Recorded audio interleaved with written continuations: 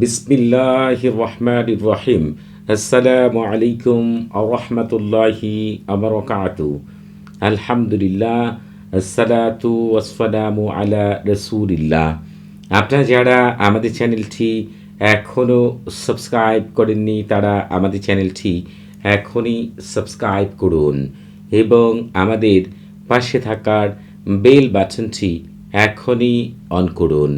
আজকে আমি আপনাদের মাঝে হাজির হয়েছি স্বামী অথবা স্ত্রীকে বাধ্য বশ করার 100% পরীক্ষিত সেরা শক্তিশালী বিশেষ একটি আমল নিয়ে। এই আমলটি আপনি আপনার স্বামীর জন্য করতে পারবেন, স্ত্রীর জন্য করতে পারবেন। স্বামী যদি কাছে থাকে তার জন্য করতে পারবেন, স্বামী যদি দূরে থাকে তার জন্য করতে পারবেন। স্ত্রী কাছে থাকলেও করতে পারবেন, দূরে থাকলেও করতে পারবেন। এই আমলটি করার আগে আপনাদের যেটি করতে হবে সেটি হচ্ছে, একটি আমল করার জন্য 10টি নিয়ম মেনে আমল করতে হয়। সেই নিয়মগুলো এবং স্বামী স্ত্রীর কোনো আমল করার ক্ষেত্রে কোন সময় কোন দিন কিভাবে আমল করতে হয় এই সম্পর্কে 2টি ভিডিও আমি এই ভিডিও ডেসক্রিপশন বক্সে দিয়ে দিব। আপনারা সেখান থেকে সেই 2টি ভিডিও দেখে একটি ধারণা নেবেন। এরপরে আপনারা যে নিয়মে বলছি সেই নিয়মে আমল করবেন। আপনারা ঠিক এইরকমভাবে আপনারা 3টি সাদা কাগজ নেবেন। এরপরে তালসামটি লিখবেন। তালসাম লেখার পরে যদি আপনারা কিছুই না বুঝেন তাহলে তালসামের নিচ দিয়ে শুধু প্রথমে যদি স্বামীর জন্য আমল করেন স্বামীর নাম এবং শাশুড়ির নাম লিখবেন। আর যদি এরপরে তালসামের নিচ দিয়ে স্বামীর নাম এবং শাশুড়ির নাম লিখবেন। যদি স্ত্রীর জন্য আমল করেন তাহলে স্ত্রীর নাম এবং শাশুড়ির নাম লিখবেন। এরপরে এর নিচ দিয়ে ওই প্রথমে যার জন্য আমল করবেন তার নাম এবং তার মায়ের নাম লেখার পরে আপনার নাম এবং আপনার মায়ের নাম তার নিচে লিখবেন।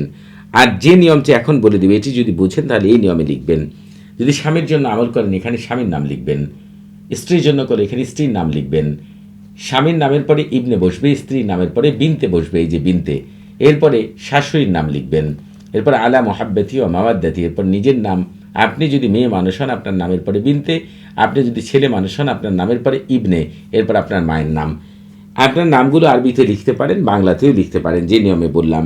এভাবে লিখার পরে স্বামী যদি কাছে থাকে তাহলে যেটি করবেন সেটি তালসামটিকে একটি পানির মধ্যে, সাদা গ্লাসের মধ্যে ভিজাবেন। ভিজানোর পরে লেখাগুলো উঠে গেলে কাগজটি ফেলে দিবেন।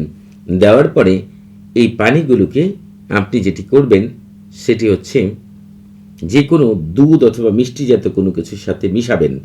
মিশানোর পরে আপনি যেটি করবেন, আপনার মুখ থেকে ওইখান থেকে কিছু দুধ অথবা মিষ্টি জাতীয় জিনিস আপনার মুখে নেবেন। নিয়ে 3 বার বলবেন, অমুকের ছেলে অমুক সারা জীবনের জন্য আমার বাধ্য হয়ে যাক, অথবা অমুকের মেয়ে অমুক সারা জীবনের জন্য আমার প্রেমে পাগল পারা হয়ে যাক, বাধ্য বশ হয়ে যায়। এতটুকু বলার পরে ওই মুখ থেকে ওই পানি অথবা মিষ্টি জাতীয় জিনিস অথবা দুধ আবার সেখানে রাখবেন, অর্থাৎ কুলি করবেন ওগুলো দ্বারা আপনি। এরপরে আপনি স্বামী কাছে থাকলে বা স্ত্রী কাছে থাকলে তাকে খাওয়িয়ে দিবেন। এভাবে 3 দিন করবেন 3টি তালসামের ক্ষেত্রে। আর যদি সে দূরে থাকে তালসামকে 3টি তাবিজে বা মাদুরিতে ভরবেন। ভরে যে সকল গাছের ফলগুলো পাকলে মিষ্টি হয় সেসব গাছে উঁচু স্থানে ঝুলিয়ে দিবেন যাতে বাতাসে নড়াচড়া করতে পারে, অথবা এমন জায়গা থেকে বাতাসের মধ্যে এটিকে উড়িয়ে দিবেন যেন উড়ে গিয়ে পানির মধ্যে পড়ে। 3টি তালসামের ক্ষেত্রে 3 দিন আমল করবেন যদি পানিতে ফেলেন। আর খাওয়ালেও 3 দিন করবেন। আর গাছে ঝুলিয়ে দেন সেক্ষেত্রেও 1 দিনও ঝুলাবেন না, 3 দিনে 3টি ঝুলাবেন। আমি গ্যারান্টি দিয়ে বলতে পারি সে যেখানে থাকুক যেভাবে থাকুক আপনাদের উপরে যত প্রকার জাদু কুফুরি বান টুনা যা খুশি করা থাক না কেন ইনশাআল্লাহ সব কিছু কেটে গিয়ে সারা জীবনের জন্য সে ব্যক্তি আপনার বাধ্য এবং বশ হয়ে যাবে। আপনাকে ছাড়া আর কোনো কিছু চিন্তাও করতে পারবে না ইনশাআল্লাহ। তবে আপনারা এই আমলটি করার আগে অবশ্যই ইজাজত নিয়ে আমল করবেন। আপনারা যারা কমেন্টের মাধ্যমে ইজাজত নিতে চান তারা নিজের নাম, বাবার নাম, মায়ের নাম পূর্ণ ঠিকানা উল্লেখ করে রুচিশীল কমেন্ট করবেন। যারা কথা বলার মাধ্যমে ইজাজত নিতে চান তারা সালাম বিনিময় করার পর নিজের পূর্ণ পরিচয় দিবেন। তবে আপনাদের কোনো প্রকার প্রশ্ন থাকলে, আপনাদের কোনো কিছু জানার থাকলে, আপনাদের কোনো কিছু বোঝার থাকলে আপনারা প্রতি শুক্রবার এবং শনিবার সকাল 9টা থেকে রাত 11টা পর্যন্ত এই নাম্বারে আমার সাথে কথা বলতে পারবেন। তবে নামাজের সময় নাম্বারটি বন্ধ থাকে, সেদিকে খেয়াল রাখবেন।